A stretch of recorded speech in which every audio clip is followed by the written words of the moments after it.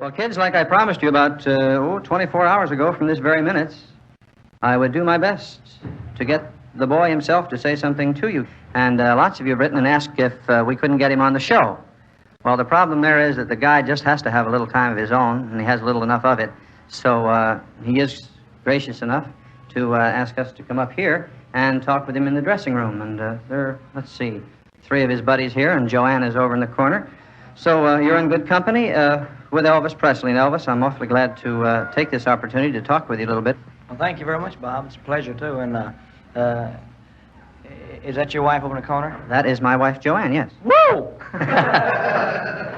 Now, Joanne will be the envy of everybody at the platter party tonight. She has been wooed at by Elvis Presley. And I thank you, Elvis. I agree with you, incidentally. Sure I do.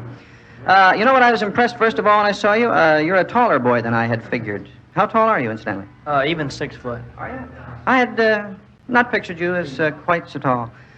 You, what sports have you indulged in, any, when you were in school? Well, I tried to play football, and I never could make it, and I was very good at it. So I... Gave it up for the git fiddle slinging, huh? Yeah. I don't blame you a miserable bit, not as well as you've done. What I would like to find out from you, I know that probably your tough problem on these tours is getting enough rest to do the job you do on the stage. How do you manage the confounded rest on these tours? Well, I don't. In fact, I don't any of us get much rest. We just... and it's a lot worse when you do 2 or 3 shows a day, 3 and 4. We do 4 sometimes. So you just have to catch it when you can, is that right? That's right. And then usually when it's all over with, there's a lot of people around, and you just don't get much rest at all. So just between tours, you've got to climb in the sack somewhere and rest a little while. Is that the idea? Yes, that's right. We average maybe 4 or 5 hours a night. Where do you call home now? Memphis, Tennessee. Memphis. Your parents up there now in the nice big house you bought them? Yes, sir. I heard a lot about that, and it's a fine thing. Something else I heard about, too, at a piece of your property. I heard the bad luck you had with the Lincoln over in Tampa. Is that true? About in the garage? Oh, that wasn't too bad. Some of the kids got my gas cap and some of my cigarette lighters, but that was the fault of the garage. I see. Somebody said they got in the hubcaps, too. Is that not true? No, that's am I so glad. I could just see you buying 4 hubcaps for a Lincoln. That would cost more than the car I drive, believe me.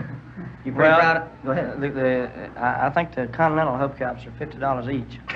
That's $200 for a set, you know. Wow. What's this $350 hood ornament you were telling Ann Rowe of the St. Yes, the ornament on the Lincoln Continental is $350 because it's white gold plated. Yeah.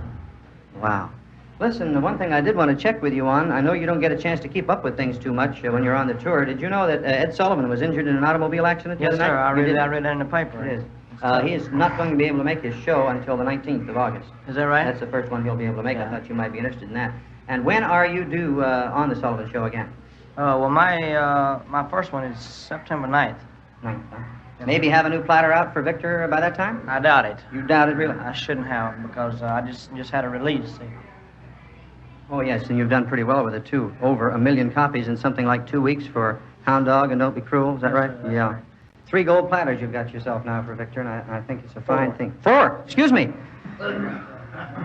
4. I got 1 for Heartbreak Hotel. Yeah. 1 for Hound Dog, 1 for I Want You, I Need You, I Love You, and 1 for my album. The album, too, has gone over 1 million. Yes, sir. No kidding. That's almost fantastic in the record business, isn't it? Well, Elvis, there are a couple of other things. I saw in the paper night before last that Hal Wallace is thinking of starring you in a picture with Jerry Lewis. Had you heard that one? Jerry Lewis. With Jerry Lewis. Had you heard it? Really? I hadn't.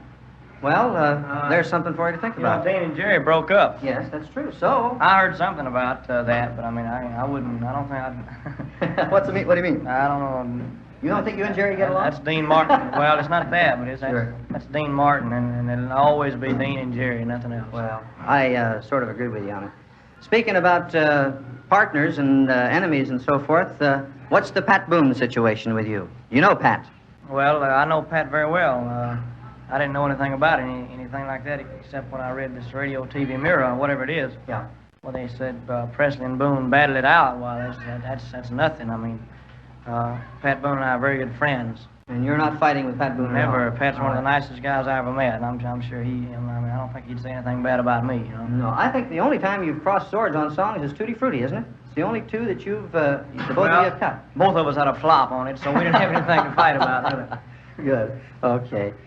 Well, we've had quite a time here with Elvis, and he's getting ready to take off, I know, and to finish that lunch, I guess, he had here. Well, I didn't have enough. They didn't bring me but one sandwich, and that's just an appetizer.